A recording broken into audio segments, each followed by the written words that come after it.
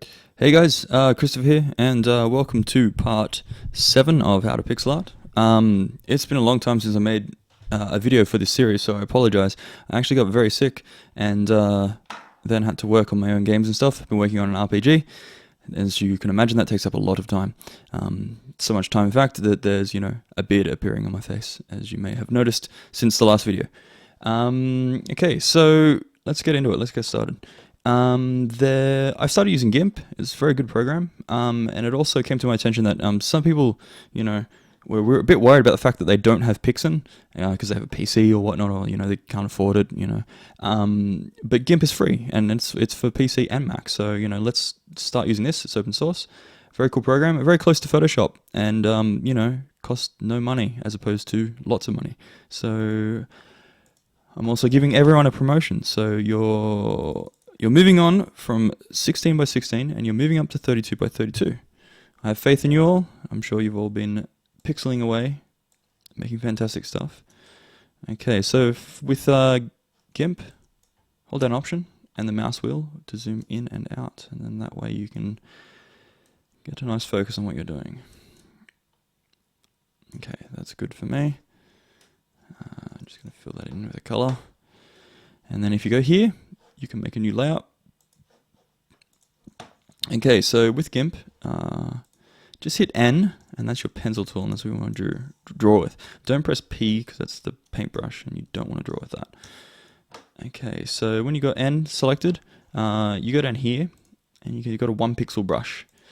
If you can get there that way, or you can use the square bracket keys on your keyboard as well, will make your selection bigger and smaller. So that's how you get your paintbrush the size you want it. Okay, so with the defaults on GIMP as well, with this, if you hold down the Command key, you can sample the color that you want to paint with. So I'm painting of the same color, so you can't see it right now. But you can see that when I sample from the background, it changes this to that color, even though I'm not on that layer. And you might think that's normal, and it's normal on Photoshop, but it's not normal in GIMP. You need to actually go into the eyedropper, and you need to tick this little box that says Sample Merge, and that allows you to sample from the background. Nice little tip for you. Okay, so I thought a good way to sort of get you guys started on this, we're going to do Sword and Sorcery, a good way to get you started with the 32 pixel by 32 pixel style is to do a Sword and Sorcery style, because it's a very simple style, but it's really eye-catching and it looks really cool. So let's get started. Okay, so if you want to draw a straight line in GIMP, you just draw 1 pixel, and then you hold down Shift, and then wherever you click next, it's going to draw a line straight to there like that. Okay, there and there. Okay, so obviously one of the key things of the Sword and Sorcery style is that everyone is extremely lanky. We talked a bit about in one of the other videos about stylizing stuff, and this is, Sword and Sorcery style didn't happen by accident. An artist would have sat there and gone through a lot of sort of styles and practiced a lot of sort of things, and while it's deceptively simple, it's no accident that it looks the way it does. It's a very amazing sort of style for something that's so simple. Ooh. And also, while they've limited themselves in some regards, in other regards they've given themselves more room to breathe. So we'll go through that in a bit, what exactly they've done. Okay, so I've got a rough sort of outline there for him. Now, if you go down to this bottom right, you'll see that there's some tabs here. You want to go to this one, and you want to go in here, and you want to find a palette that's called Cranes. There's lots of great palettes in here, by the way. Excuse me. There's one here called Cranes, and this is a fantastic one because it's filled with lots of nice sort of pastel colors. Nothing too bright in here, and this is also another sort of key element of Sword and Sorcery, is that everything is very subtle, and the colors they use are most of the time very pastel. So I'll find a bit of a better color. That looks good. A bit darker. Okay, cool. That's a good way to start off some pants. Leave some room for some boots. Okay, let's go in here and get a shirt.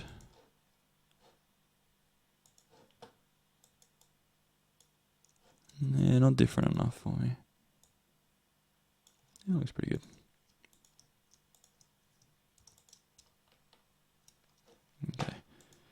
I need to change this background. There's not a good color for a background. Good thing to do is just go black, and then you just bring that up to a really sort of nice shade of grey. It's a very neutral color, so you start to see everything in a really sort of good light. So I can see that the actual color of this now is not a color that I like. Probably this, but a bit darker. Yeah, okay. A bit darker again. Yeah, okay. Kind of like that. Now let's do a sort of flesh tone. Ooh.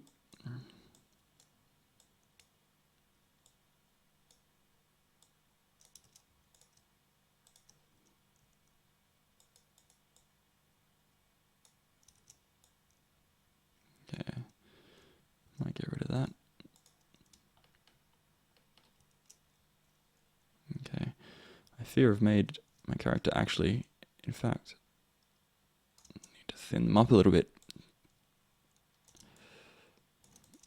Okay, so that's a bit closer to the style. Let's go here and give them a belt. And here, fill this in with some color.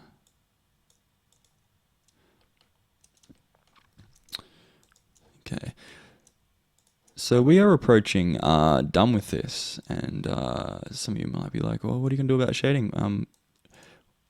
Well, yeah, that would be my first thought as well, but with the Sword and Sorcery style, there actually is no shading on the characters. Everyone is just like this, and they achieve stuff through detail. So while this guy is very plain there, if this guy was in Sword and Sorcery, they would definitely give him some more details to the things that he's holding, or, you know, just simple little things that add a bit more interest to the, oh, that's way too pink.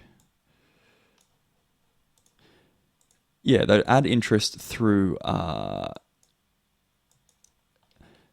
through little patterns and stuff on him, like, you know, insinuating that, you know, he's got a bit more detail than you can actually see what's insinuated by the blocks there.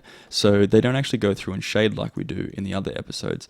So if I come through here and make this a little bit darker, you know, that's what I'd usually do. And feel free, you know, to mix and match these styles as you please. It's entirely up to you how you go about this.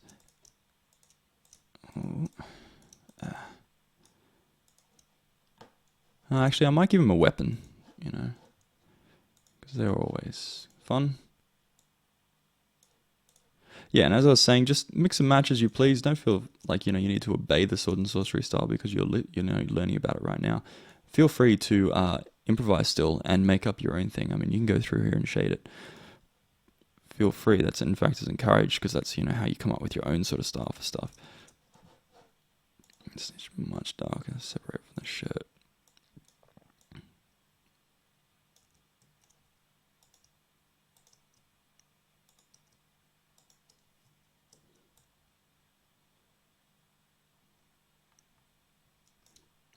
Okay, might give him a little piece of armor here as well.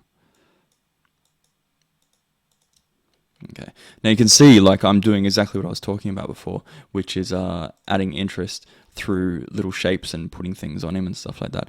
And this is a big part of Sword and Sorcery, because while the characters are very simple and they don't have shading on them, their backgrounds have things that are outside the realms of pixel art, such as gradients and things like that.